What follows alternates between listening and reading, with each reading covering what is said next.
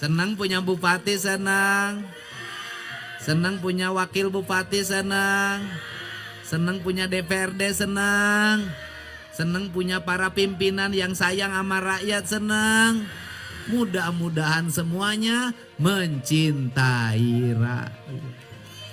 Kenapa?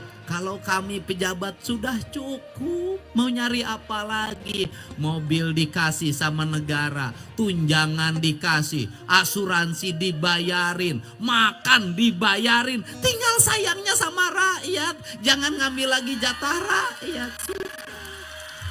Mau apa lagi? Nggak ada pejabat yang sengsara, nggak ada. Nggak ada anggota DPRD yang sengsara, nggak ada. Yang sengsara itu rakyat kita. Benar, benar, benar, benar. Rakyat kita sakit.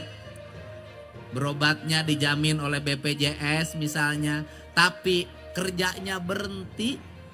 Cari berasnya hilang yang nyari berasnya. Nungguin di rumah sakit harus ada duit. Kadang-kadang obatnya BPJS-nya nggak bisa bayar semua. Harus nyari lagi. Duit nggak punya. Suami sakit. Anak harus sekolah. Di rumah harus makan. Itulah yang dialami oleh rakyat kita selama ini. Oke. Makanya kalau berobatnya dirujuk ke Bandung, saya udah nyiapin rumah-rumah di dekat Hasan Sadikin. Kalau rakyat sakit ada rumah tempat dia nginep. Kalau makan saya siapin. Selama nunggu di rumah sakit Hasan Sadikin, selama nunggu di rumah sakit Al Ihsan, kalau sekarang dikasih nama Rumah Sakit Ulas Asih, selama nunggu di Ciceno, kamu gak usah lagi capek cari tempat kontrakan. Biarkan Pemprov Jabar yang menyiapkan kontrak keseharian. Oke. Makanya kenapa sekolah nggak boleh sama saya bikin studi tour? Kenapa? Kasihan walaupun tidak diwajibkan, anak kita tersiksa. Itu orang pergi piknik studi tour kita nggak kebawa, melamun, hidupnya minder. Daripada anak-anak orang miskin minder, sudahlah yang kalau mau piknik orang kaya sama orang tuanya saja. Jangan ngelibatin sekolah untuk piknik. Bener gak? Ada wisuda harus bayar lagi, harus pakai kebaya baru, baju baru, minder lagi. Kebaya 600.000. Bang emok lagi. Bener gak? Benar.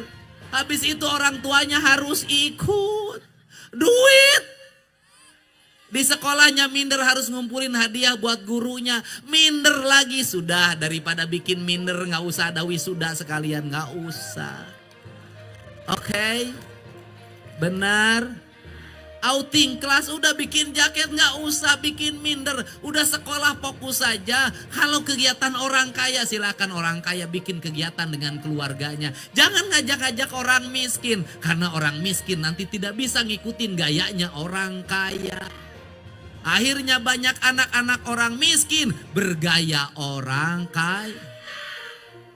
Motornya nganjuk, HP-nya nganjuk, bajunya nganjuk. Hutangnya tidak terbaik, motornya diambil list, rumahnya disita oleh Bang M. Ayo, setuju? Bener nggak gubernur punya kebijakan, bener nggak? Kedepannya sudahlah, kalau sekolah-sekolah kurang biaya, biarkan kami menambah biayanya dari anggaran negara. Tapi ingat, kalau sekolah sudah membiayai, ibu juga ajarin pada anak-anaknya prihatin. Apa?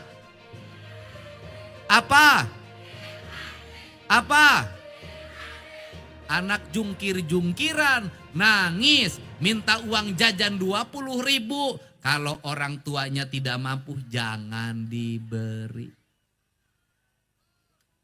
Kenapa? Sekolah yang mahal bukan bayaran. Sekolah yang mahal adalah uang jajan.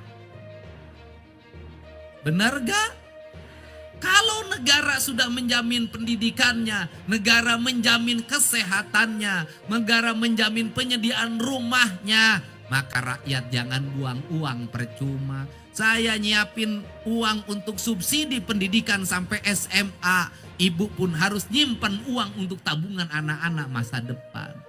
Anak-anaknya dididik di rumahnya, rubah PR. Apa yang disebut menghilangkan PR? Bukan menghilangkan PR. Yang dihilangkan itu adalah PR isian yang isi ibu bapaknya. Tetapi PR harus ada. Bagaimana? Kasih nanti guru daftar isian. Di rumah anak mengajarkan apa? Mengaji jam berapa? Sholatnya tepat waktu tidak kalau muslim? Suka nyuci piring atau tidak? Bisa masak enggak? Suka ngepel enggak? Bantu ibunya enggak? Bantu ayahnya enggak? Itu yang menjadi catatan. Saya ingin nanti yang naik kelas itu adalah anak-anak kreatif, anak-anak yang hidupnya prihatin, anak-anak yang patuh pada orang tuanya, anak-anak yang bersosialisasi di lingkungannya dengan baik, anak yang bisa ngurus sampah di rumah, anak yang tidak membiarkan cucian berantakan di mana-mana, anak yang di rumahnya sayang sama orang tuanya, air matanya jatuh ketika orang tuanya sakit. Kenapa? Karena anak-anak yang berhasil adalah anak-anak yang seperti itu. Bener nggak? Anak-anak yang sukses adalah anak-anak yang punya jiwa cinta pada orang tuanya dan anak-anak yang didoakan oleh orang tuanya.